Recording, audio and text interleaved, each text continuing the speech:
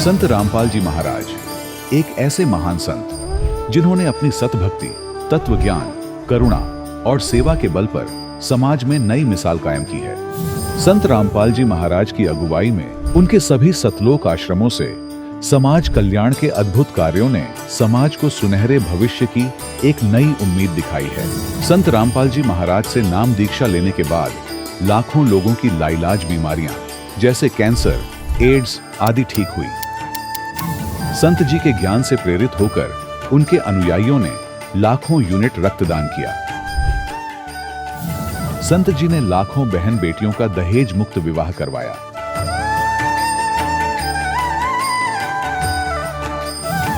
संत जी ने लाखों लोगों का नशा छुड़वाया, करोड़ों उजड़े परिवार बसे। संत जी के आश्रमों में समागम के दौरान निःशुल्क नेत्र चिकित्सा, दंत चिकित्सा प्रदान की जाती है। संत रामपाल जी महाराज द्वारा समय समय पर पर्यावरण संरक्षण के उद्देश्य से बड़े स्तर पर वृक्षारोपण किया जाता है। संत जी ने जरूरतमंदों को तत्काल राहत पहुंचाने के लिए एम्बुलेंस सेवा शुरू की। संत जी अपने अनुयायियों को देहदान के लिए प्रेरित करते हैं, जिससे मानवता की सेवा और चिकित्सा क्षेत्र में सुधार हो सके। संत रामपाल जी महाराज के सभी आश्रमों में हर रोज निःशुल्क भंडारा आयोजित किया जाता है, जहां हर वर्ग, हर जाति और हर धर्म के लोग एक साथ बैठकर भोजन करते हैं।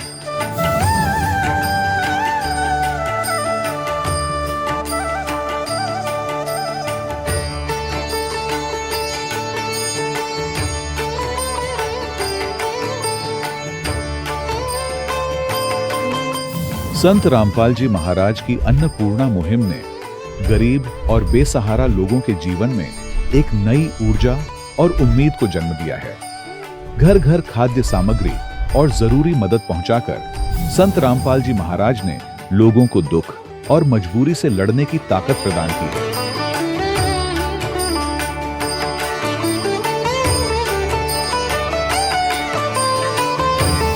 संत रामपाल जी महाराज द्वारा गरीब लोगों के लिए घर बनवाने का अद्भुत कार्य एक ऐसी मिसाल कायम कर रहा है जो सदियों सदियों संत जी की उदारता और दया भावना के तौर पर जाना जाएगा।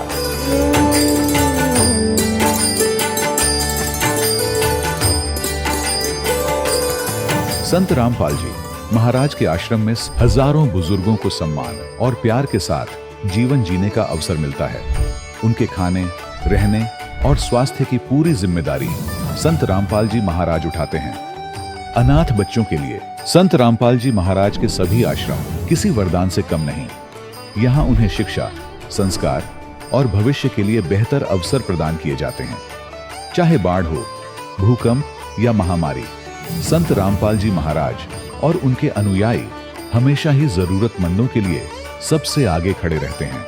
कोविड महामारी के दौरान संत रामपाल जी महाराज के आश्रमों से करोड़ों लोगों के लिए भोजन, दवाइयां और जीवन रक्षक सामग्रियां उपलब्ध कराई गई। चाहे गरीब की मदद हो या किसी शोषित और पीड़ित वर्ग के हक और सम्मान की लड़ाई, संत रामपाल जी महाराज ने हमेशा ही उनकी दबी आवाज को सरकारों तक पहुंचाया है और उन्हें उचित न्याय दिलवाने में अहम भूमिका अदा की है।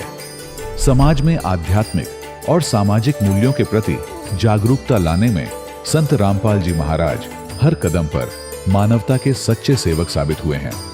संत रामपाल जी महाराज का जीवन हमें सिखाता है कि सच्ची सेवा वही है जो निस्वार्थ भाव से की जाए।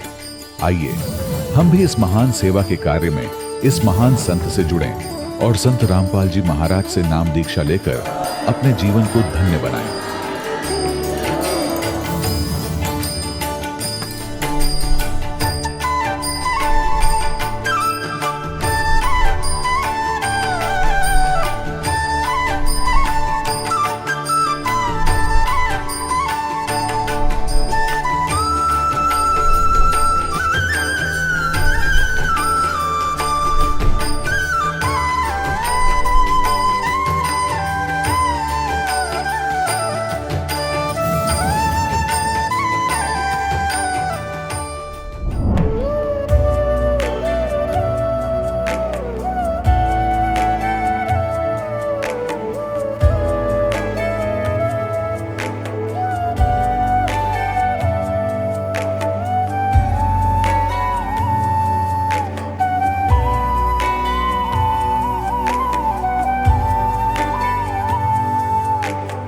गीता 18 के श्लोक नंबर 62 में भगवान स्वयं कह रहे हैं कि अर्जुन उस परमेश्वर की शरण में जा जिसकी कृपा से परम शांति व शाश्वत स्थान अर्थात सतलोक को प्राप्त होगा। वो परमेश्वर कौन है, कहां है, कैसा है, जानने के लिए कृपया अवश्य सुनिए जगत गुरु तत्वदर्शी संत रामपाल जी महाराज के अमृत वचन। सत साहिब दर्शकों, जहां विज्ञान फेल हो जाता है वहां से आध्यात्मिकता की शुरुआत होती है। ये बात आपको शायद अटपटी लगे, लेकिन यह बिल्कुल सत्य है। आज आपको हम एक ऐसी श्रद्धालु का अनुभव सुनाने जा रहे हैं जिसे सुनकर आपको यह बात सत्य साबित होती दिखाई देगी। इनसे मिलिए, ये हैं उत्तराखंड की निवासी अपर्णा जी। अपर्णा जी को एक ऐसी बीमारी थी जिसे डॉक्टर ने लाइलाज घोषित कर दिया था। डॉक्टर का कहना था कि अब आप नहीं बच पाएंगी, लेकिन आज अपर्णा जी हम सबके सामने खड़ी हैं। अपर्णा जी का कहना है कि मेरी लाइलाज बीमारी छूमंतर हो गई जब से मैंने संत रामपाल जी महाराज की शरण ग्रहण की। दर्शकों, क्या संत रामपाल जी महाराज द्वारा बताई गई भक्ति साधना में और उनके आशीर्वाद में इतनी शक्ति है कि लोगों की लाइलाज बीमारियां ठीक हो रही हैं? आइए जानते हैं कि इसके पीछे की सच्चाई क्या है। सुनते हैं अपर्णा जी की कहानी, उन्हीं की जुबानी। बहन जी नमस्कार। सच्चाई। क्या नाम है जी आपका? अपर्णा लोमी। अपर्णा जी कहाँ से आए हैं आप? सर भेटा गरुड़, जिला बागेश्वर, उत्तराखंड से। आप उत्तराखंड से बिलोंग करते हैं। संत रामपाल जी महाराज से कैसे जुड़े? सर संत रामपाल जी महाराज जी से मैं अपने पापा के द्वारा जुड़ी। मेरे पापा मार्केट में, उन्हें ज्ञानगा की पुस्तक मिली थी और ज्ञानगा पुस्तक मिलने के बाद पापा ने उसे बहुत टाइम के बाद पढ़ा और फिर अचानक से ऐसे टीवी देखते देखते पापा ने सत्संग लगा दिया। जब सत्संग सुना, पापा को ज्ञान हुआ, पापा ने हमें बिठाया, हमें ज्ञान का पुस्तक भी पढ़ाई और फिर जब हमें भी समझ में आया कि हाँ बात तो यही सच है। आज तक हमने चीज़ों को देखा नहीं, बस लोग कहते थे कि हाँ तुम गीता पढ़ो, तुम गीता में तो ये लिखा है, गीता में कृष्ण ने हमें गीता बताई है, बस लोग यही कहा करते थे, हम भी यही माना करते थे। पर जब सतगुरु रामपाल जी महाराज जी का सत्संग सुना, उसे समझा, तो पता चला कि गीता तो कृष्ण ने बोली नहीं, वो तो काल ने बोली कृष्ण के अंदर आकर के। तब हमने भी सोचा कि सच में वेद में, गीता में, कुरान में, बाइबल में और गुरु ग्रंथ साहिब में जो प्रमाण है उसके अनुसार जिन देवताओं की हम भक्ति कर रहे हैं वो असल में देवता नहीं है, असल में परमात्मा जो है वो कबीर साहिब है। बहन जी, हम आपसे ये भी जानना चाहेंगे कि संत रामपाल जी महाराज से नाम दीक्षा लेने के बाद आपको क्या क्या लाभ मिले? सर सतगुरु रामपाल जी महाराज जी से नाम दीक्षा लेने के बाद में मुझे जो ब्रीथिंग प्रॉब्लम थी, जो कि मेरे दादाजी के कारण हुआ करती थी, क्योंकि मेरे दादाजी तो पहली डेथ हो चुकी थी मेरे दादाजी की, जब मेरे फादर की शादी भी नहीं हुई थी और उन्हें एक प्रॉब्लम थी, ब्रीथिंग प्रॉब्लम जो थी। तो बाद में जब मैं 5th क्लास में थी, उस टाइम पे मेरे दादाजी मुझे दिखने लगे स्कूल में ही। स्कूल में मुझे दिखते और मेरे से बोलते, बेटा तू कैसी हो रही थी, तबीयत ठीक है बोलते। तो मुझे डर सी लगती कि मतलब दादाजी यहाँ कहाँ से आ गए, मैंने केवल फ़ोटो में देखा था। तो उसके बाद अचानक से वो मेरे पास आके मेरा गला दबा देते थे और उनके गला दबाने से मेरी सांस रुक जाती थी, जिससे मेरी आंखें पलट जाती थी और मैं बेहोश हो जाती थी। हाँ, लेकिन इतना था कि मैं अगल बगल जो लोग बोल रहे हैं उसको सुन सकती थी। ऐसी ही हर दिन स्कूल में जैसे पहुँचे ठीक 10 बजे मुझे ये प्रॉब्लम होती थी। और फिर स्कूल वाले, मेरे मैनेजर सर, प्रिंसिपल मैम, सभी सीधे पापा को फ़ोन करते, कभी मम्मी को फ़ोन करते कि तुम्हारी बेटी तो ऐसा ऐसा हो गया है। तो सब स्कूल पहुंच जाते, कभी वो खुद ही मुझे डॉक्टर के पास ले जाते। तो वहाँ मुझे ग्लूकोज जब चढ़ाने लगते डॉक्टर्स, तो सीधे मतलब ग्लूकोज चढ़ाने में मुझे ज़्यादा प्रॉब्लम होती थी। उसके बाद मुझे जब पापा दिल्ली लेके गए थे, वहाँ मैं चेकअप हुआ, उधर उन्होंने साफ बोला था कि जो आपकी बेटी है, इसको जो प्रॉब्लम है, इस प्रॉब्लम वाले बच्चे आज तक कभी ज़िंदा नहीं रहे, तो ये भी ज़िंदा नहीं रहेगी, आप इससे कोई भी उम्मीद मत रखना। फिर गांव वालों ने कहा, अरे मेरे पापा से बोला कि जो तुम भक्ति कर रहे हो इससे तुम्हें लाभ तभी होगा जब तुम अपने घर में जो दोष है उनको सही करोगे, इसलिए तुम पूज गौच कराओ। तो गाँव में बहुत थे, उनके पास ही लेके गए। तो उन्होंने कहा कि पापा से कि तुम्हारे पापा आ गए हैं और वो बोल रहे हैं कि जैसे वो शास्त्री थे, तो उन्होंने कहा था कि मुझे तुम जलाना मत, अग्नि मत देना। और उन्होंने एक ऐसे गड्ढा घर के नीचे ही खना था, कहा था कि मुझे इसमें घसीट के जाना, उसमें कहना डाल देना, मैं बस तुम्हारे घर की रक्षा करूँगा। तो वो आ गए और बोल रहे हैं कि मेरे समाधि बनाओ और चांदी का मेरी मूर्ति बना के उसको स्थापना करो। पापा ने कहा ठीक है, पापा ने वो भी किया। पर कुछ दिन तो लाभ हुआ, उसके बाद फिर वो लाभ बंद हो गया। तो हमारे वहीं एक मुस्लिम है, उनसे भी ताबीज़ पहनी, उनने भी कुछ पानी वगैरह पिलाया, उससे 2 दिन इलाज हुआ, फिर वो भी बंद। वहीं दूसरी तरफ मेरे पापा बहुत ज़्यादा शराब पीते थे और घर में आके हमेशा डांटते रहते थे मम्मी को भी। हमसे उतना तो नहीं बोलते थे, लेकिन मम्मी को बहुत डांटा करते थे, खाना खाने भी नहीं देते थे। साथ में भाई को भी आर्थराइटिस की प्रॉब्लम थी और वो स्कूल पहुंचता, घर में भी उसके अचानक हाथ पैरों में दर्द स्टार्ट होता, उसके बिल्कुल पैर चिपक जाते थे, सांस भी नहीं ले पाता था। उसके लिए कितने प्रॉब्लम्स, मतलब हर डॉक्टर के पास गए होंगे, सब ने कह दिया बाहर दिखाओ, यहाँ कोई उसका इलाज नहीं हुआ। फिर जब हल्द्वानी लेके गए, वहाँ प्रकाश पंत डॉक्टर हैं, उन्होंने बताया कि इसको तो आर्थराइटिस की प्रॉब्लम है। उसको हर 21 डेज़ के बाद इंजेक्शन लगते थे और अचानक से इंजेक्शन आने में बंद हो गए थे और पर डे उसको 2 टाइम्स की डोज खानी होती थी। और उसके बाद जब पापा को ज्ञान का पुस्तक मिली, हमने सत्संग देखा, परमात्मा का ज्ञान समझा। पापा हरिद्वार जा रहे थे, लेकिन अचानक पापा का दिमाग बदला। पापा ने कहा हरिद्वार नहीं, हरियाणा जाके आता हूँ। पापा हरियाणा गए, सदगुरु रामपाल जी महाराज जी की शरण में गए। पापा ने वहाँ से नाम दीक्षा ली और पापा ने वहाँ ये सोच के नहीं गए थे कि मेरे बच्चे सही हो जाएंगे, यहाँ से कुछ लाभ होता होगा। पापा बस ये सोच के गए थे कि यहाँ तो आध्यात्मिक ज्ञान मिलता है, मैं ज्ञान प्राप्त करता हूँ। ज्ञान प्राप्त किया और उसी दिन से हमको कोई प्रॉब्लम आज तक दोबारा कभी भी नहीं हुई है। मेरे घर में कभी एक दवाई की गोली तक नहीं आई है किसी के लिए भी। बहन जी देखिए, आपने बताया कि आपको बहुत सारे कष्ट थे, जैसे आप बीमार थे, आपके भाई भी बीमार थे, आपके पिताजी बहुत सारी ड्रिंक करते थे, आप लोगों के घर पर दुखों का पहाड़ टूटा हुआ था। उसके बाद आपने संत रामपाल जी महाराज से नाम दीक्षा ली और आप स्वस्थ हो गए। कैसा लगता है, क्या कहना चाहेंगे आप इस बारे में? तत्वदर्शी संत ने हर अपने भक्त के सभी कष्टों का निवारण किया है। जो ऐसी बीमारियां जो कि डॉक्टर्स जिस पे हाथ छोड़ दे, बोल दे कि भाई इसको तो मरना ही है, और उसको तक अगर ठीक कर सकते हैं। और मेरी दादी थी, वो मतलब जस्ट गाड़ी में ऐसी बैठती थी, वो वॉमिटिंग स्टार्ट कर देती थी ना। हल्द्वानी जाने तक भी उनको ब्लड की और वॉमिटिंग्स होती थी। मतलब संत रामपाल जी महाराज जी की कृपा ऐसी है कि मेरी 99 ईयर्स की एक दादी थी और दूसरी दादी में 95 अबव थी। उन दोनों की ही प्रॉब्लम्स परमात्मा ने बिल्कुल सही कर दी। सदगुरु रामपाल जी महाराज जी की ऐसी दया है। तो क्या ऐसा कोई संत जो ये सब चीज़ों को दूर कर सकता है, वो कोई गलत काम कर सकता है? जिसने गीता वेद के सभी के अनुसार बिल्कुल सही भक्ति बताई है। अगर किसी को विश्वास ना हो तो खोल के देख सकता है कि सदगुरु रामपाल जी महाराज बिल्कुल भी गलत नहीं बोलते, बिल्कुल प्रमाण के साथ आपको बताते हैं सत्संग में। तो अगर वो गलत है तो वो आके बोल सकता है कि वो गलत यहाँ पे बता रहे हैं, लेकिन अगर वो गलत बोल ही नहीं रहे हैं, इसलिए कोई आ भी नहीं रहा है कि ये गलत है ऐसा कहने के लिए। आप उन लोगों को क्या संदेश देना चाहेंगे जो ये कहते हैं कि भक्ति करने की कोई समय सीमा होती है? बच्चे क्या भक्ति करेंगे? भक्ति करने के लिए तो प्रौढ़ अवस्था की जरूरत होती है। आप उन लोगों को क्या संदेश देना चाहेंगे? वो समझते हैं कि बच्चा क्या समझेगा शास्त्रों के बारे में, क्या गीता जी के बारे में पढ़ेगा। आखिर बच्चे कैसे निर्णय कर सकते हैं कि शास्त्रों में क्या लिखा है? संत रामपाल जी महाराज शास्त्रों के अनुसार भक्ति बता रहे हैं या नहीं बता रहे हैं, ये बच्चे कैसे डिसाइड कर पाएंगे? आप इस बारे में क्या कहना चाहेंगी? सर, उन लोगों को जो ये सोच रहे हैं कि भक्ति करने की कोई एज लिमिट होती है, कि बचपन में भक्ति नहीं करते हैं या बुढ़ापा होएगा तभी हम भक्ति करेंगे, अभी तो हमारे काम करने के दिन है या पैसे कमाने के दिन है, उनसे मैं ये कहना चाहूँगी कि ऐसा कुछ नहीं होता है। जब हमें परमात्मा की शरण चाहिए, हमें मोक्ष प्राप्ति चाहिए, तो हमें सभी के सभी शास्त्रों के आधार पे भक्ति करनी ही होगी। जो भी शास्त्रों में लिखा है हमें समझना ही होगा।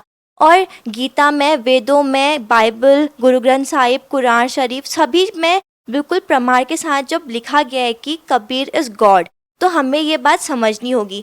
बच्चे हैं तो वो ज़्यादा शिक्षित होंगे, उन्हें एजुकेशन अच्छे से ली हुई है, तो उन्हें भी समझना चाहिए कि हमारे शास्त्रों में आखिरकार लिखा क्या है। केवल ये किताबें पढ़ के सब कुछ नहीं होता है, हमें अपने जो हमारे होली बुक्स हैं उनको भी पढ़ना ही होगा। और फिर एज लिमिट की बात आती है तो ऐसा है कि कोई भी इंसान है, कभी भी उसकी डेथ हो सकती है, क्योंकि काल का चक्र ऐसा है कि वो बच्चा पैदा होते हुए भी मर सकता है, बच्चा जवान होकर मर सकता है और बुढ़ापे में भी मरता है। आज किसी की एज लिमिट फिक्स नहीं होती कि उसके 100 ईयर्स पूरे होंगे तभी उसकी डेथ होगी। दूसरी तरफ लोग ये क्यों भूल जाते हैं कि मीरा ने, ध्रुव ने और प्रहलाद ने बचपन से ही भक्ति स्टार्ट करी थी। उनको मोक्ष भी तो इसीलिए मिला क्योंकि उन्हें बचपन से अपनी भक्ति कंप्लीट कर ली। अपनी एज आने तक परमात्मा उनको अपने साथ अपने सतलोक में लेके गए, उनका मोक्ष हुआ। और क्योंकि आज के इस टाइम पे अगर हम बचपन से भक्ति नहीं करेंगे तो फिर इतनी एजुकेशन लेने का कोई फ़ायदा भी नहीं है। क्योंकि अगर हम एजुकेशन लेकर के अपने परमात्मा के दिए हुए ज्ञान को, सूक्ष्म वेद को, गीता को, वेदों को नहीं पढ़ सकते, उनको नहीं समझ सकते, तो हमारी ये एजुकेशन बिल्कुल व्यर्थ है, हमें इसका कोई फ़ायदा नहीं है। क्योंकि अगर हम मान लो आज ही मर जाते हैं, हम बच्चे हैं आज ही मर जाएंगे, तो फिर कहाँ आ रही है हमारी वो बुढ़ापे की एज लिमिट जब हमें भक्ति करनी है। तो फिर अगर अभी मर जाते हैं, नेक्स्ट जन्म में हमको फिर कोई योनि मिलेगी, उसमें हम भक्ति कर नहीं सकते। इसीलिए परमात्मा ने कहा है कि मानो जन्म पाए कर नहीं रटे हरिनाम, जैसे कुआं जल बिना बनवाया क्या काम। देखिए, आप लोग स्कूल कॉलेज में जाते हैं, आजकल के युवाओं में भगवान के प्रति आखिर कैसी सोच है? क्या सोचते हैं भगवान के बारे में आज के युवा? क्या कहना चाहेंगी? सर मैं अभी स्कूल में पढ़ती हूँ, जब मैं अपने फ्रेंड्स को बताती हूँ कि असली भक्ति तो ये है, तुम कहाँ खाली इन झंझटों में पड़े हो कि तुम तो भूतों की पूजा करते हो, क्योंकि शास्त्रों में तो इनके बारे में कहीं नाम तक नहीं है, जिनकी तुम पूजा करो से तुम पता नहीं कहाँ से इन लोगों को भगवान बना के ले आए यहाँ पर। और तो मेरे से बोलते हैं तो गाने नहीं सुनती, तो डांस नहीं करती, तो पिक्चर नहीं देखती, तो तेरी लाइफ तो बिल्कुल अधूरी रह गई, तो जिंदा कैसे है? तो मैं उनसे ये कहना चाहूँगी, गुरु नानक जी ने कहा है कि न जाने काल कब की कर डाले, किस वे ढल जा पासावे, जिनाते सिर पे मौत फिरक दी उनाओ केड़ा हासावे। क्योंकि हमें पता नहीं काल हमारे ऊपर क्या कर देगा, और ये जीवन जो है, हमें मनुष्य जीवन जो मिला है, इस काल के जीवन में हमें कोई भी पल ऐसा नहीं जब हमें खुशी मना सकते हैं, क्योंकि काल हमारे उसमें कभी भी किसी भी तरह हमारे ऊपर मृत्यु डाल सकता है, कैसा भी हमें दुख दे सकता है। तो अगर हम परमात्मा की भक्ति नहीं करेंगे तो हमारे ऊपर वो दुख ज़रूर आएंगे। और परमात्मा तो अपने बच्चों के दुख को अगर तलवार है तो उसको कांटे में बदल के उसे खत्म कर देते हैं। कुछ और कहना चाहेंगे आप संत रामपाल जी महाराज के बारे में, उनकी विचारधारा के बारे में? सर संत रामपाल जी महाराज जी की भक्ति बिल्कुल शास्त्र अनुकूल भक्ति है, क्योंकि वो हमें गीता वेद सभी के आधार पे प्रमाणित भक्ति बताते हैं। जैसे कुरान शरीफ में हर जगह पर परमात्मा का नाम आया है कबीरम, लेकिन कुरान शरीफ के अनुवादकर्ता उसे कहते हैं कि उसका अर्थ है बड़ा अल्लाह। वो ये क्यों नहीं समझते कि उसका अर्थ तो कबीर ही है, कि कबीर इज़ गॉड। वैसे ही नानक जी ने हमेशा अपने गुरु ग्रंथ साहिब में लिखा है कि वो एक जुलाहा था। फिर भी जो पंजाबी हैं वे ये नहीं समझते कि सच में हमें भी तो वही भक्ति चाहिए। जैसा कि आपने बताया कि आपको जो बीमारियां थी, जैसे ब्रीथिंग की प्रॉब्लम आपको थी, आपके दादाजी आपको भूत बन के दिखाई देते थे, दूसरी तरफ आपके भाई को भी बहुत सारी प्रॉब्लम्स थी, आपके पिताजी शराब पीते थे, ये सारी बीमारियां संत रामपाल जी महाराज से नाम दीक्षा लेने के बाद ठीक हो जाती हैं। लेकिन आज की युवा पीढ़ी है वो नहीं मानेगी इस बात को कि केवल संत रामपाल जी महाराज से मंत्र जाप लेने से या जो वो भक्ति बता रहे हैं वो भक्ति करने से ये सब लाभ मिल सकते हैं। क्या कहना चाहेंगे आप इस बारे में? सर युवा पीढ़ी को तो अब समझना होगा कि कि मंत्रों का जाप करने से, संत रामपाल जी महाराज जी का दिया हुआ नाम जाप करने से है हमें बहुत सारे लाभ हो सकते हैं। क्योंकि पहले हम भी इन बातों पे बिलीव नहीं करते थे सर, लेकिन मैं उन लोगों को गलत भी नहीं कह सकती जो ऐसा कह रहे हैं, क्योंकि उन्होंने आज तक कभी शास्त्र अनुकूल साधना करी ही नहीं है। वे आज तक उन गुरुओं के चक्कर में फंसे हैं जो उन्हें शास्त्र विरुद्ध भक्ति दे रहे हैं। एक बार अगर वो संत रामपाल जी महाराज जी की शरण में आके सदगुरु रामपाल जी महाराज जी से नाम दीक्षा लेंगे, उनके सभी कष्ट अपने आप ही खत्म हो जाएंगे और तभी वो इस बात पे बिलीव कर भी सकते। जब संत रामपाल जी महाराज जी की शरण में आए हमको खुद बिलीव हुआ, क्योंकि वरना उस दिन से हमको बीमारी क्यों नहीं हुई। क्योंकि अगर मेरा भाई वो दवा को एक दिन नहीं खाता था, उसे बहुत ज़्यादा प्रॉब्लम होती थी, और संत रामपाल जी महाराज जी की शरण में आने से उसने वो दवा दोबारा कभी नहीं खाई और उसे आज तक कोई प्रॉब्लम भी नहीं हुई। जी बहुत बहुत धन्यवाद। सच्चाई। दर्शकों, अभी आपने सुने संत रामपाल जी महाराज से दीक्षा प्राप्त करके सुखी हुए भक्त के अनुभव। अब देखिए जगत गुरु तत्वदर्शी संत रामपाल जी महाराज के मंगल प्रवचन। अब क्या बताते हैं परमात्मा कि आप क्या कह रहे थे धर्मदास कि मैं कोई जीव हिंसा नहीं करता, हम पार हो जाएंगे। कहने लगे कि देखो तुम भ्रमित हो और काल ने भ्रमित कर रखे हो।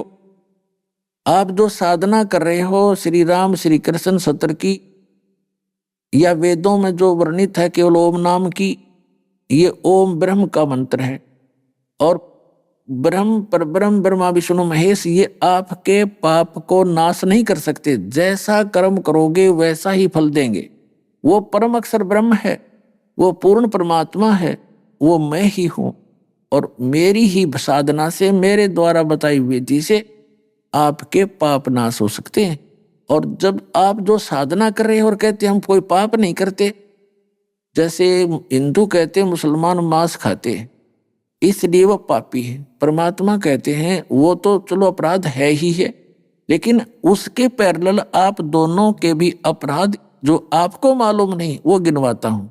क्या बताते हैं? सत्तर ब्राह्मण की है हत्या, जो चौका तुम देवो नेता। ब्राह्मण से हत्या जो हुई, जब स्नान करत हो सोई। चौके कर्मी किट मर जाई, सूक्ष्म जीव जो दर से नाही। हरि भांति पृथ्वी के रंगा, अंत कोट जीव उड़े पतंगा। तारक मंत्र कोट जपाही, वो जीव हत्या उतरे नाही। पृथ्वी ऊपर पग जो धारे, करोड़ जीव एक दिन में मारे। करें आरती संजंग सेवा, यो अपराध ना उतरे देवा। ठाकुर घंटा पवन झकोड़े, तामे कोट जीव सिर फोड़े। ताल मृदंग और झालर बाजे, कोट जीव सुख समता साजे। धूप दीप और अर्पण अंगा, तामे अंत कोट जीव जरे पतंगा। ऐसी हिंसा करते हो सारे, कैसे दीदार हो करतारे। स्वामी सेवक बूढ़त बेरा, मार पड़े दरगह जमजेरा। ऐसा ज्ञान अचम सुनाऊं, पूजा अर्पण सभी छुड़ाऊं। झाड़ी लंगी करत हमेशा, सूक्ष्म जीव होत हैं नेसा। खान पान में दमन प्राणी, कैसे पावो मोक्ष निशानी। अब धर्मदास जी को परमात्मा बताते हैं कि सत्तर ब्राह्मण की है हत्या, जो चौका तुम देवो नेता। जो तुम लीप के प्रतिदिन जो स्थान लीपते हो और फिर अपना ये चौका चूल्हा चढ़ाते हो, इस लिपण में, इस मड प्लस्टर के करने में आपको इतना पाप हो जाए जैसे 70 भगत मार दे। वैसे तो आम मनुष्य को मारने का भी अपराध, और भगत को यानी ब्राह्मण कहो भगत कहो, भगत को मारने का विशेष अपराध, ब्रह्म हत्या कहें उसने। कहते हैं तुम जो 70 ब्राह्मण की है हत्या, जो चौका तुम देवो नेता, जो लीपते हो ना, इसमें 70 ब्राह्मण यानी भक्तों के मारने जैसा पाप तुम्हें लग जाता है, क्योंकि इसमें करोड़ जीव छोटे छोटे सूक्ष्म वो अंदर ही मर जाते हैं दम घुट के तुम्हारे उस गोबर के नीचे, और तुमको हम पाप नहीं करते। अब गिनवाऊं तुम्हारे पाप। पृथ्वी ऊपर पग जो धार है, करोड़ जीव एक दिन में मारे। एक पेट के लिए घूमते फिरते हो, व्यापार करते हो, और एक दिन में करोड़ों जीवों को मार के विश्राम करते हो, और कहता मैं पाप नहीं करता। और तुम्हारे दोनों अकाउंट लिखे जाते हैं, पुण्य अलग से पाप अलग से, और तुम्हें दोनों भोगने पड़ते हैं। और वो हमारे पास वो भक्ति है कि तुम्हारे इन पापों को एक पल में नाश कर देंगे, और आगे ऐसी भक्ति विधि बता देंगे जो प्रतिदिन जैसे कर्मवश जो पाप आपके होते हैं उनको प्रतिदिन साधना बताई जाती है। जैसे आप वस्त्र पहनते हो, डेली पहनते हो, मैला हो जाता है, उसको साबुन और जल से साफ कर लिया, सुबह फिर स्वच्छ हो गया। तो ऐसे जो साधना मेरे पास है, परमात्मा कहते हैं कबीर जी कि उससे आपके प्रतिदिन किए जाने वाले उन मैलों का भी पापों का भी नाश होगा। और जब तक ये साधना नहीं प्राप्त करोगे तो वो आपके पाप लिखे जाएंगे अलग से और पुण्य अलग से। और पुण्य तो आप कर रहे हो शास्त्र विदिता कमन माना आचरण, तुम ब्रह्मा विष्णु में इसकी भक्ति करते हो, इनसे मोक्ष नहीं हो सकता। 3 देव की जो करते भक्ति, उनकी को देना हो मुक्ति। आत्म जीव है तय जो प्राणी, सो का पावे मोक्ष निशानी। उर्द पिंग जो झूले भेखा, जिनका के देना सुर जय लेखा। कहते हैं जैसे ये कोई ऊपर न पैर करके साधना करता, ये अन्य भेख साध ग्रुप बने हुए संतों के, उनको भेख बोलते हैं। कोई गिरी भेख, कोई पुरी भेख, कोई नाथ कंपाड़े नग्गा या अन्य साधना जितना आजकल मूल पंथ कहते हैं उनको, ऐसे ही कहते हैं ये उर्द पिंग जो झूलने भेखा। जैसे एक रस्सा सा बांध के ऊपर वृक्ष के, और नीचे जैसे बच्चे झूला कर एक पाटड़ा सा घाल गए और उसके ऊपर ऐसे लटक जाते हैं। वो संतर सारा दिन कोई वर्षों तो खड़े रहते हैं कि मोक्ष पाएंगे। कहते हैं उर्द पिंग जो झूलने भेखा, उनका का देना सुर जय लेखा। मार्ग है नहीं भक्ति का, ये हठ योग जो करते हो। तो इस प्रकार धर्मदास जी को लगे समझाने के जिस जोड़ में तू नहाका है मथुराले में, और देख तेरे लोटे में कितने जीव जंतु हैं, इस लोटे के जल में ये तो इतने में, और इस पूरे तालाब में, और तुम मल मल का नहाया, वहां पर करोड़ जीव मार दिए तने। आया था पुण्य करण कर लिए पाप इकट्ठे।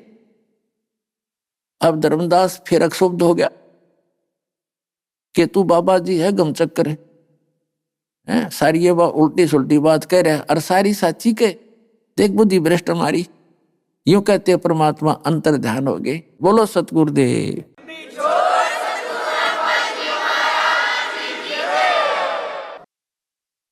परम पिता परमात्मा पूर्ण ब्रह्म सर्व सृष्टि रचनहार कबीर परमेश्वर जी की असीम रजा से आप सभी पुण्यात्माएं सत्संग सुनने के लिए उपस्थित हुए। पुण्यात्माओं, मनुष्य जीवन बहुत ही दुर्लभ है और जब तक हम सत्संग में नहीं आते, सत्संग नहीं सुनते, तब तक हमें ये ज्ञान नहीं होता कि मानव शरीर किस लिए प्राप्त हुआ था। उससे पहले हम जैसा भी अपने समाज से ज्ञान प्राप्त करते हैं और जो सभी क्रियाएं कर रहे होते हैं, हम भी उन्हीं क्रियाओं में व्यस्त होते हैं और उन्हीं क्रियाओं को हम अंतिम मान के अपना जीवन यापन कर रहे होते हैं। जब हम सत्संग सुनते हैं, सत्संग के अंदर वो सतवचन सुनाए जाते हैं जो गॉड गिवन होते हैं, क्योंकि मनुष्य की जो सोच, मनुष्य की बुद्धि मानव स्तर की ही होती है। वो चाहे कितनी ही कविताएं बना ले, कितने भजन आदि गीत बना ले, मनुष्य के स्तर की बुद्धि मनुष्य के स्तर वाली ही होती है और परमात्मा जो ज्ञान देता है वो अद्वितीय और यथार्थ ज्ञान होता है।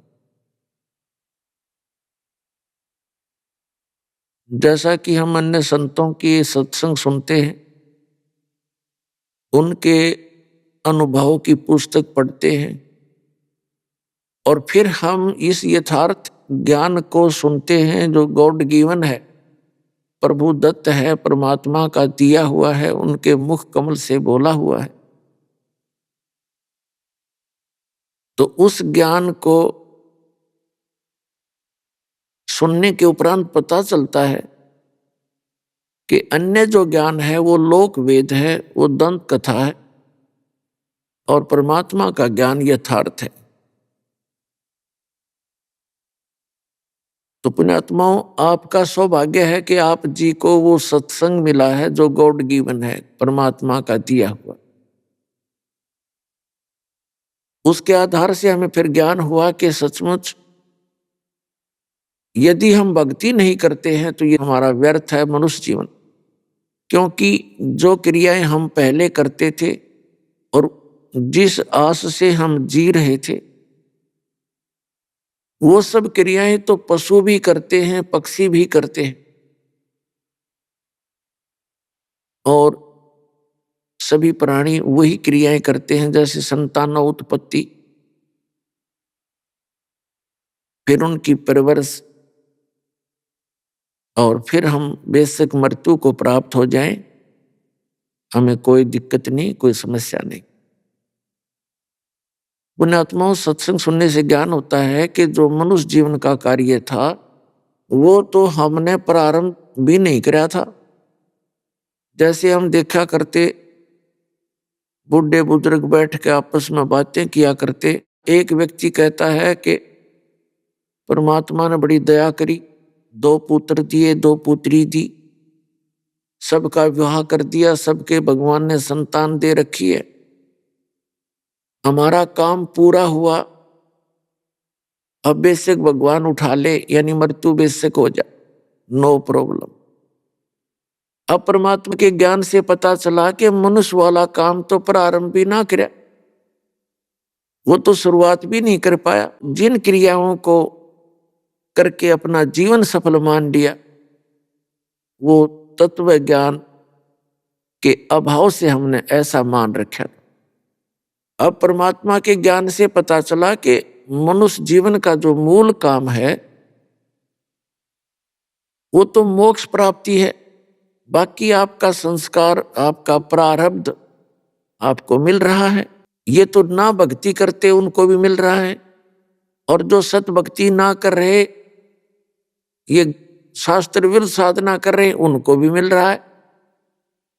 जिस समय आप सत्य भक्ति प्रारंभ करोगे उससे आपको दोनों लाभ होंगे कि एक तो आपका प्रारब्ध का जो जीवन है, जो आपका जीवन सफर है, वो भी परमात्मा के सहयोग से, उस परमात्मा की पावर से आपको बहुत लाभ देगा।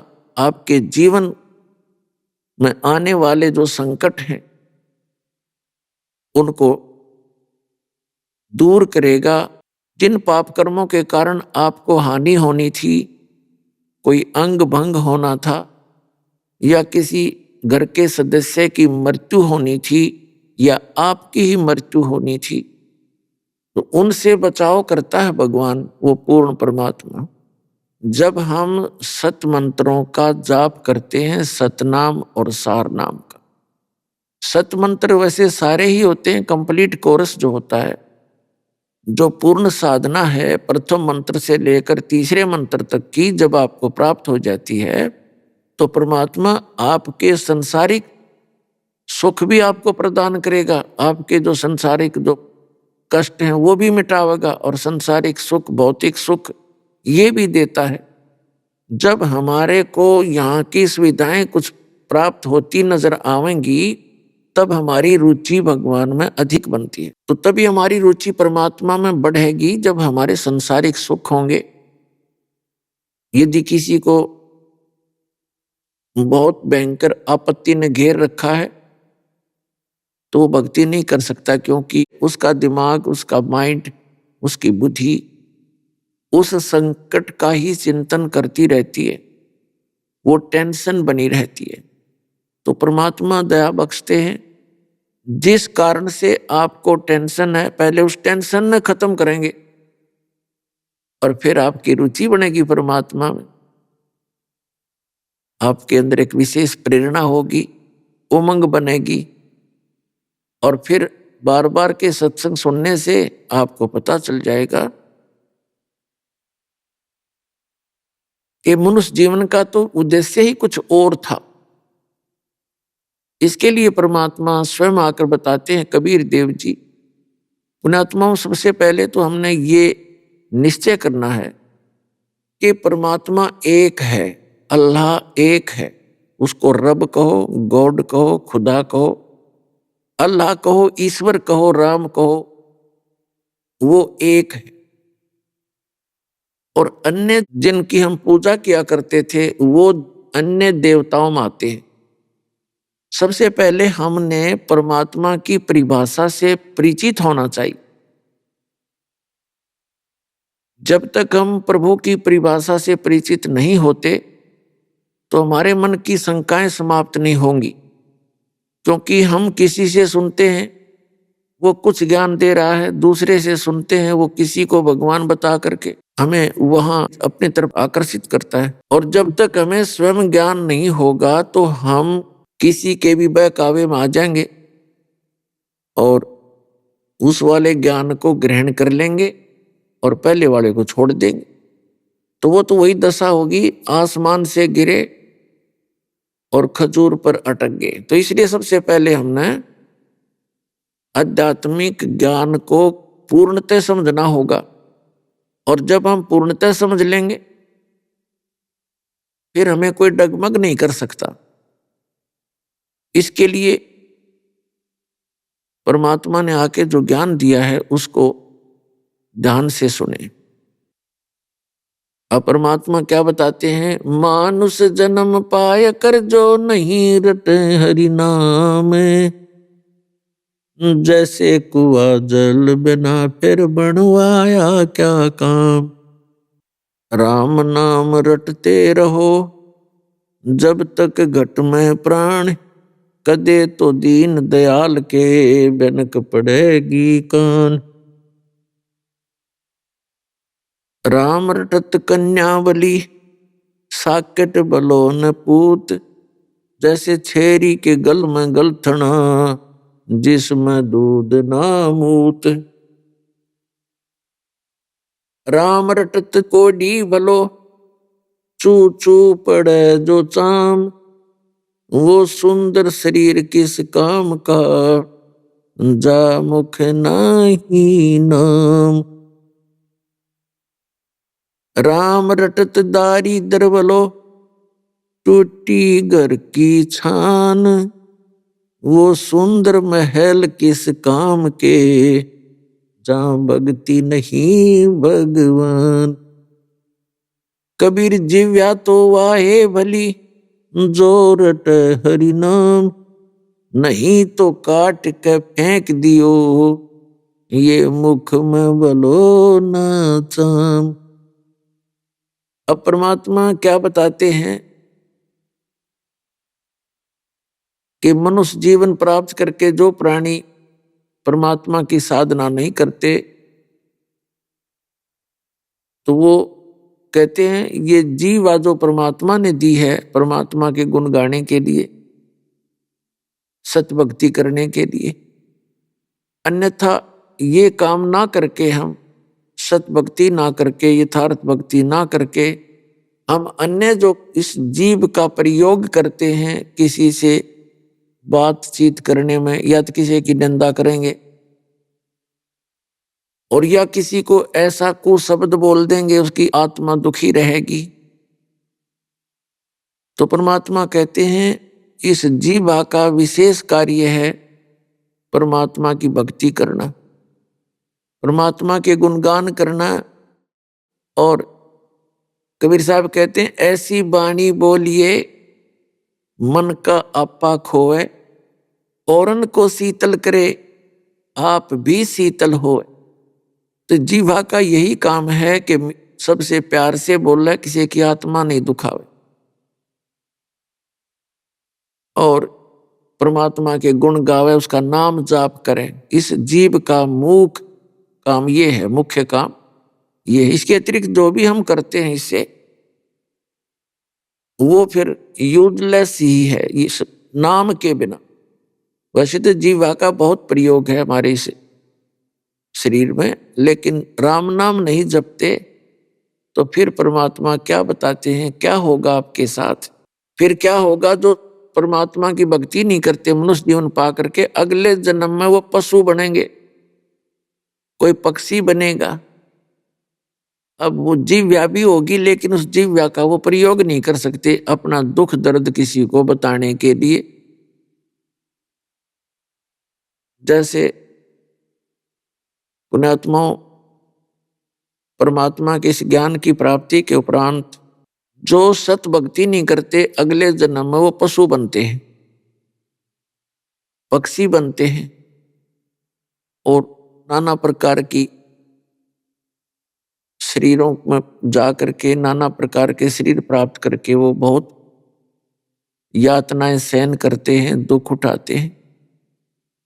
तो उस समय को देखकर, उनकी वो दशा देखकर अब भक्ति करने वाले प्राणी को, यानी तत्व ज्ञान से परिचित व्यक्ति बहन भाई को ये एहसास होता है कि देख आज ये कुत्ता गधा सुअर बैल बनके इतना कष्ट उठा रहा है, और जब ये मनुष्य शरीर में था इसने कभी सोचा भी नहीं होगा कि तेरे साथ इसी बूंदी बनेगी, इतना बुरा हाल होगा तेरा। तो जब मनुष्य शरीर में है उस समय हमें तत्व ज्ञान प्राप्त होता है, यथार्थ भक्ति मार्ग ज्ञान प्राप्त होता है, तो फिर हमें उनके भी दुख दिखाई देते हैं। और साधना भक्ति नहीं करेंगे तो हमें भी ये पता लगता है कि मृत्यु के तुरंत बाद ये पीड़ाएं हमें फिर भोगनी पड़ेंगी। तो इस भय से भक्ति बनती है। कोई भी काम है, बच्चा जैसे विद्यालय में जाता है उसको ज्ञान होता है यदि तू शिक्षा ग्रहण नहीं करेगा, अपना सारा कार्य स्कूल का और घर पे भी जो दिया जाता है उसको नहीं करेगा तो फेल हो जाएगा। तो उस डर से वो विद्यार्थी विद्या ग्रहण करता है, पढ़ाई करता है, तो वो सफल हो जाता है। इसी प्रकार जिनको ये ज्ञान होता है कि मोक्ष नहीं हुआ, भक्ति ठीक से नहीं करी, तो अगले जीवन में हम बहुत दुखी हो जाएंगे, पशु पक्षियों की योनियां प्राप्त करेंगे, तो वो हमारे लिए एक बहुत बड़ा कष्ट का कारण बनेगा। जिस कारण से फिर हम इस डर से भक्ति करते। तो भय बनता है ज्ञान से। जैसे एक छोटा सा बच्चा है, अबोध बालक है, वो सर्प को भी पकड़ लेता है और सर्प उसको डस देता है, उसकी मृत्यु हो जाती। छोटा सा बच्चा होता है, कहीं बिजली का तार गिरा हो टूटा हुआ और उसमें स्पार्क हो रही हो, स्पार्किंग हो या ना हो रही हो, तो वो जाकर के उसको पकड़ लेता है और पकड़ने से वो मृत्यु को प्राप्त हो जाता है। और जब बच्चा थोड़ा सा मैच्योर हो जाता है, बड़ा हो जाता है, उसको ज्ञान होता है कि सर्प बड़ा भयंकर जानवर है, इसके निकट भी नहीं जाना चाहिए। इसी प्रकार बिजली का कहीं तार टूटा हुआ पड़ा हो तो फिर वो बच्चा उसके निकट नहीं जाता, क्योंकि उसको मालूम है कि इसके अंदर एक जानलेवा बिजली है। तो इसी प्रकार फिर वो अन्य को भी सतर्क करता है कि इसके निकट ना जाना, ये हानिकारक है। तो तब वो बच्चा उन आपदाओं से बच जाता है, अपनी जीवन रक्षा कर लेता है। जिस समय उसको ज्ञान होता है, ज्ञान होता है तो उनसे डर लगता है, डर लगता है तो उसकी जान बच जाती है। इसी प्रकार जो सत भक्ति करेंगे, सत्संग सुनोगे तो आपको डर लगेगा और वैभन भक्ति हो नहीं सकती, ये नियम है। जब तक प्राणी के पूर्व जन्म के संस्कार उसके साथ हैं तो उसके कारण उसको हो सकता है सुख सारा ही हो जो यहाँ का संसारिक सुख होता है, जैसे संतानों उत्पत्ति, फिर उन संतान की अच्छी आगे स्थिति बढ़िया, कोई अच्छा अधिकारी लग गया, किसी का बिजनेस अच्छा है, संतान उनके बच्चों के भी अच्छी है और आप भी अच्छी पोस्ट प्राप्त है या कोई अच्छा कारोबार ठीक चल रहा है, तो वो ये सोच लेता है कि मैं कुछ भी ना करता, अच्छी घूटी लावें, सारा दिन गप्पे मारें, राजनीति की बतलावें और ताश खेल लें, उनको कोई हानि नहीं हो रही। और एक भक्त है, वो भक्ति भी करता है, दान भी करता है, सिमरण भी कर रहा है, फिर भी कोई न कोई हानि हो रही है उसको। तो पुण्यात्माओं, उस समय विचलित ना होना चाहिए। केवल वही प्राणी विचलित हो सकता है जिसको अध्यात्म ज्ञान नहीं। अध्यात्म ज्ञान प्राप्त प्राणी फिर विचलित नहीं हो सकता। उसको प्राप्त होता है कि इसने पूर्व जन्मों में, पहले वाले जन्मों में बहुत घनी कोई पुण्य दान किया है और जिस कारण से आज परमात्मा ने इसको वो सारा ही पुण्य इसका दे रखा है। परमात्मा किसी का रखता नहीं। और आपका पुण्य था नहीं इतना, और आप जी सत्साधना कर रहे हो और वो कुछ कर ही नहीं रहा, और आपके ऊपर फिर भी आपदाएं आ रही हैं, आपदाएं आ रही हैं। तो इसका कारण ये है कि आपके पूर्व जन्म के पुण्य नहीं थे। आपका सौभाग्य है कि आपने अपनी बैटरी पुनः चार्ज पर लगा दी, सत भक्ति प्रारंभ कर दी। और उनका दुर्भाग्य है कि उनके पूर्व जन्म की बैटरी चार्ज है, और उस पहले की जो बैटरी चार्ज होती है तो उससे पंखे भी चल रहे होते हैं, ट्यूब भी जग रही होती है, नो प्रॉब्लम। जितनी उसकी क्षमता है तब तक वो सारा काम करती रहेगी, चाहे भले ही उसके आगे दोबारा चार्जर नहीं लगा हुआ। और उस चार्जर नहीं लगा हुआ है जिसका, वो फिर एकदम ही डिस्चार्ज होएगी, पंखे भी बंद और ट्यूब भी बंद, और कति सारा ही काम खराब हो जाएगा। और जिसने अभी बैटरी चार्ज पर ला रखी है, उसकी पहले की बैटरी चार्ज थी नहीं, तो उसका भी सारा काम ठीक होता चला जाएगा, उसको कोई आपत्ति आवे नहीं, क्योंकि उसको चार्जर ठीक मिल गया। तो इसी प्रकार सत भक्ति, ये समझ लो, आपके पुनः चार्ज करने के लिए ये चार्जर है जो आपको प्राप्त हो चुका है, और आप उस चार्जर को लगाए रखना। एक दिन देखना, समय आने दे, जो आज आपको हवा में उड़ते दिखाई देते हैं पूर्व जन्म के पुण्यों से, वो मिट्टी में मिले दिखा दूंगा आपको, मिट्टी में, और आप शिखर में जाओगे।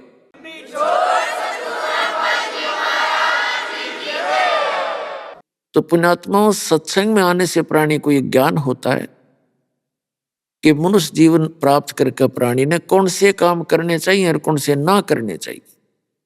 उसके लिए परमात्मा हमें याद दिलाते हैं क्या बताते हैं कि यो सौदा फिर नाही रे संतो, यो सौदा फिर नाही, ये सौदा फिर नाही रे संतो, ये सौदा फिर नाही। लोहे जैसा ताव जात है, लोहे जैसा ताव जात है, ये काया दे सराही रे संतो, यो सौदा फिर नाही, यो सौदा फिर नाही रे संतो, यो सौदा फिर नाही।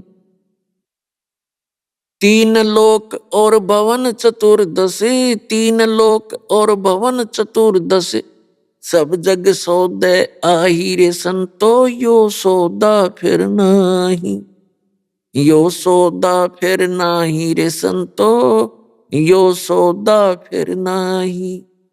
दुगने तिगने किए चौगने, दुगने तिगने करे चौगने, किन्हू मूल गवाई रे संतो, यो सौदा फिर नाही, यो सौदा फिर नाही रे संतो, यो सौदा फिर नाही। ये दम टूटे पिंडा फूटे, ये दम टूटे पिंडा फूटे, हो लेखा दरगाह माही रे संतो, यो सौदा फिर नाही, यो सौदा फिर नाही रे संतो, यो सौदा फिर नाही। उस दरगाह में मार पड़ेगी, उस दरगाह में मार पड़ेगी, जम पकड़ेंगे बाही रे संतो, यो सौदा फिर नाही, यो सौदा फिर नाही रे संतो, यो सौदा फिर नाही। जा दिन की मोए डरनी लागे, जा दिन की मोए डरनी लागे, ये लज्जा रयक नाही रे संतो, यो सौदा फिर नाही, यो सौदा फिर नाही रे संतो, यो सौदा फिर नाही। अभी आपने सुने संत रामपाल जी महाराज के मंगल प्रवचन। आइए अब सुनते हैं संत रामपाल जी महाराज से नाम दीक्षा लेकर सतभक्ति करके अद्भुत लाभ प्राप्त करने वाले अनुयायी के विचार। क्या आपने कभी सोचा है कि अगर आपके सारे दुख दर्द एक ही झटके में खत्म हो जाएं, यहां तक कि वो बीमारी भी ठीक हो जाए जिसे डॉक्टर ने लाइलाज बता दिया हो, तो आप क्या करेंगे? दर्शकों, आप भी वही करेंगे जो छत्तीसगढ़ के रहने वाले अशोक कुमार जी ने किया। अपनी सारी पारंपरिक भक्ति साधना को छोड़कर आदि सनातनी भक्ति को अपना लिया। अशोक जी पहले सभी पारंपरिक भक्ति साधना किया करते थे, लेकिन फिर भी ना तो इन्हें मानसिक शांति मिली और ना ही शारीरिक सुख। लेकिन आज अशोक जी का कहना है कि जब से मैंने संत रामपाल जी महाराज की शरण ग्रहण की है, तब से मेरी जिंदगी पूरी तरह बदल गई है। मुझे ऐसे ऐसे लाभ मिले हैं जिन पर विश्वास करना जनसाधारण के लिए मुश्किल है। और अशोक जी का ये भी कहना है कि जब से मैंने संत रामपाल जी महाराज द्वारा लिखित पुस्तक ज्ञान गंगा पढ़ी है, तभी से मुझे सच्ची भक्ति का ज्ञान हुआ और मेरे जीवन में अनेकों चमत्कार हुए हैं। आखिर इस पुस्तक में ऐसा क्या लिखा है कि जो भी इसे पढ़ता है वह संत रामपाल जी महाराज की ओर खींचा चला आता है। आइए सुनते हैं अशोक जी की कहानी उन्हीं की जुबानी। नमस्कार सर। नमस्कार सर जी। सर क्या नाम है आपका? मेरा नाम अशोक कुमार मानिकपुरी है सर जी। अशोक कुमार जी, आप कहाँ से हैं? छत्तीसगढ़ जिला महासमुंद, ग्राम बरुल से हूँ सर जी। अशोक कुमार जी, संत रामपाल जी महाराज जी से कब जुड़े आप? संत रामपाल महाराज जी से नाम दीक्षा मई 2018 में लिया। संत रामपाल जी महाराज जी से जुड़ने से पहले आप क्या भक्ति साधना करते थे? जितने भी परंपरागत जो पूजा पाठ होती थी उसको करता था। खास करके हमारे जो पूर्वज लोग थे वो दामाखेड़ा पंथ से जुड़े हुए थे, जिस कारण परंपरागत जो चौका आरती होती थी और कबीर जयंती में जो भी चौका आरती करते थे उसमें शामिल होता था। और साथ ही साथ जितने भी यहाँ के जो देवी देवता हैं, शंकर जी और कृष्ण जी, इनकी भक्ति करता था। और मैं शुरू से ही भगवान को मानने वाला था, जिसके कारण कहीं भी कुछ भी होता था तो थोड़ा सा उसमें समय निकाल करके मैं जाता था।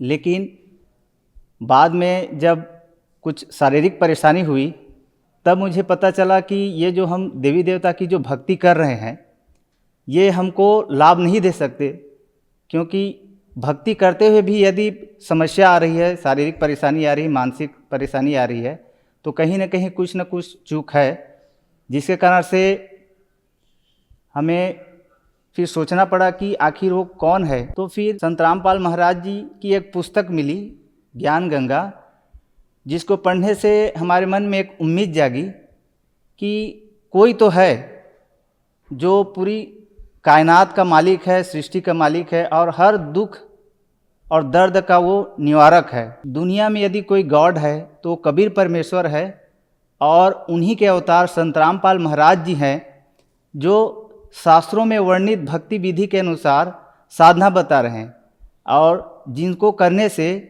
सर्वलाभ प्राप्त हो सकते हैं। तो दास संत रामपाल महाराज जी से नाम उपदेश लेने के पहले बहुत शारीरिक परेशानी में था। सर्वप्रथम मेरे पेट में गैस की समस्या हो गई थी सर जी, जिसको मैं जो एमडी जो मेडिकल के जो मेडिसिन के जो स्पेशलिस्ट होते हैं उनसे जा कर के मैं मेडिसिन लेता था। वो हाई डोज का एकदम DSR वगैरह टेबलेट देते थे, जिसको सेवन करता था, 15 दिन तक ठीक रहता था, उसके बाद पुनः फिर वो पेन शुरू हो जाता था। एक समस्या ख़त्म नहीं हुई थी, फिर एड़ी में मेरे प्रॉब्लम हो गया। एड़ी में प्रॉब्लम हो गया मतलब डॉक्टर बोलते हैं कि हड्डी बढ़ गया है। तो हड्डी रोग विशेषज्ञ के पास गया, एक्सरे करवाया तो उसमें हड्डी बढ़ा हुआ दिखाई दिया। तो उन्होंने फिर फिजियोथेरेपिस्ट के पास जाने के लिए बोला। तो वहाँ जाकर फिजियोथेरेपी के पास गया और हफ्ता 2 हफ्ता फ्री में वहाँ पे होता था, नगर पालिका के द्वारा वहाँ पे होता था, लेकिन कुछ राहत नहीं मिली। उसके बाद फिर वापस आ गया, फिर डॉक्टरों के चक्कर लगाया, वहाँ भी मतलब सही ढंग से इलाज नहीं हुआ।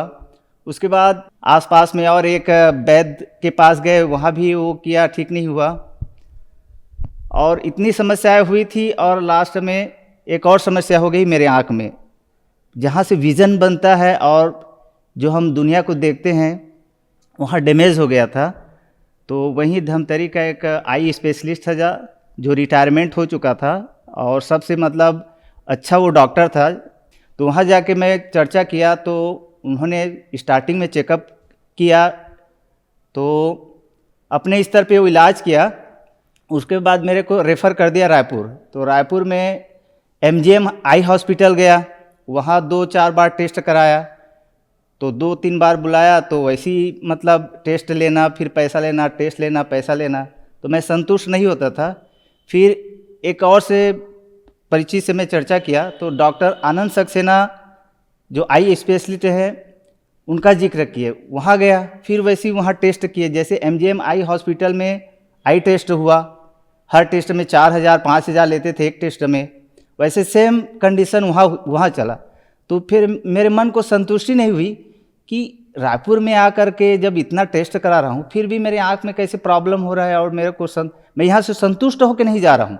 तो फिर मैंने उन डॉक्टर से पूछ ही लिया, सर मैं एक जानना चाहता हूँ कि यहाँ मैं आता हूँ और टेस्ट कराता हूँ लेकिन मैं संतुष्ट होकर क्यों नहीं जा रहा हूँ।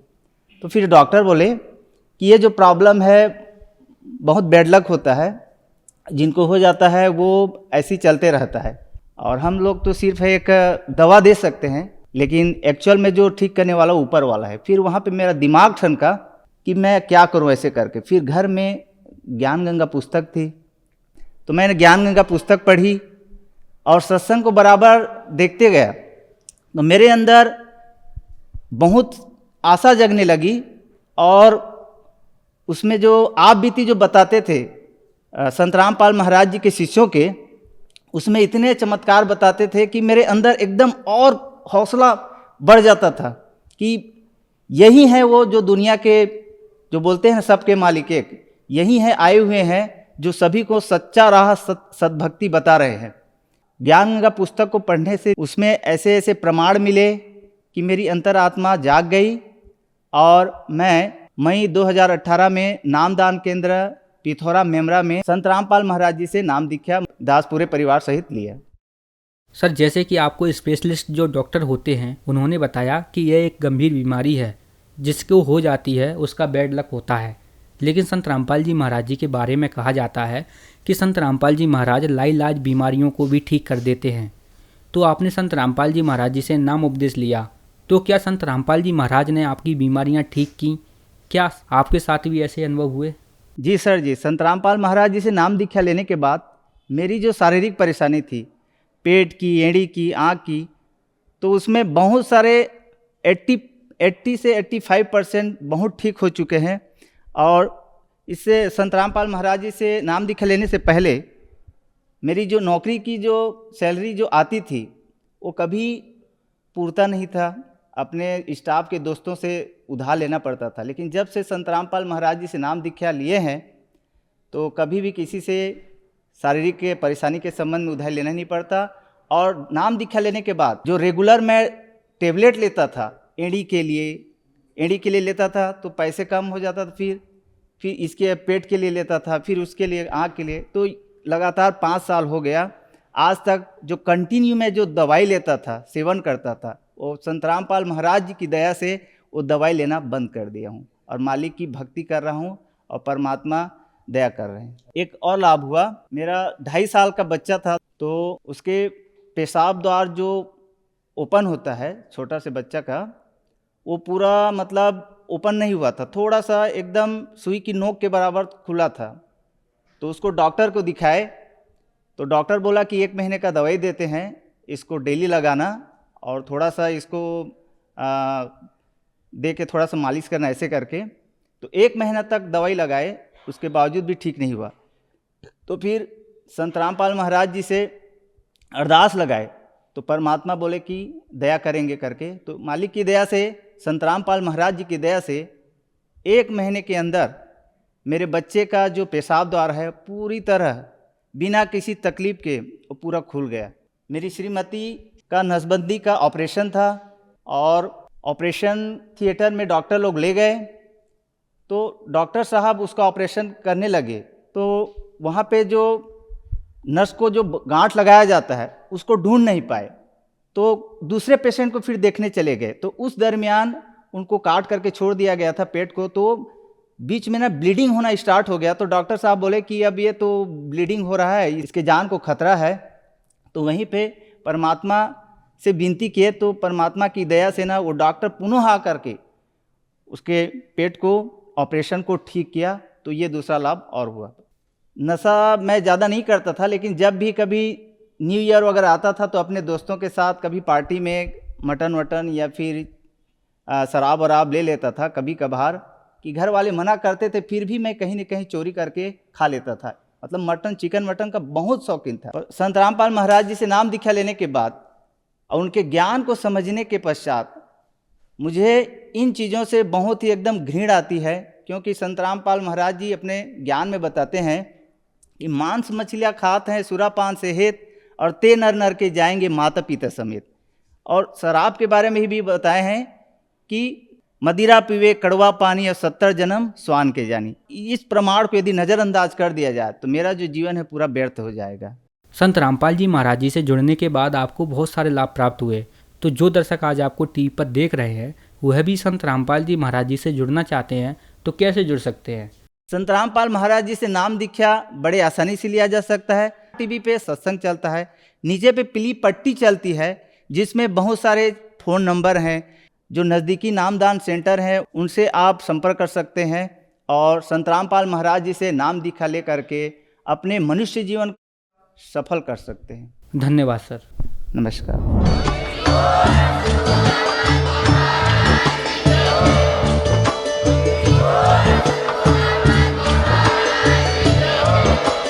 आप सुन रहे थे जगत गुरु तत्वदर्शी संत रामपाल जी महाराज जी के मंगल प्रवचन। अधिक जानकारी के लिए विजिट कीजिए हमारी वेबसाइट www.jagatgururampalji.org। संत रामपाल जी महाराज जी के शुभ आशीर्वाद से पूरे विश्व भर में 500 से भी ज्यादा नाम दीक्षा केंद्र हैं, जिन पर संत रामपाल जी महाराज जी द्वारा ऑनलाइन निशुल्क नाम दीक्षा दी जा रही है। अपने नजदीकी नाम दीक्षा केंद्र का पता करने के लिए संपर्क करें 8222880541।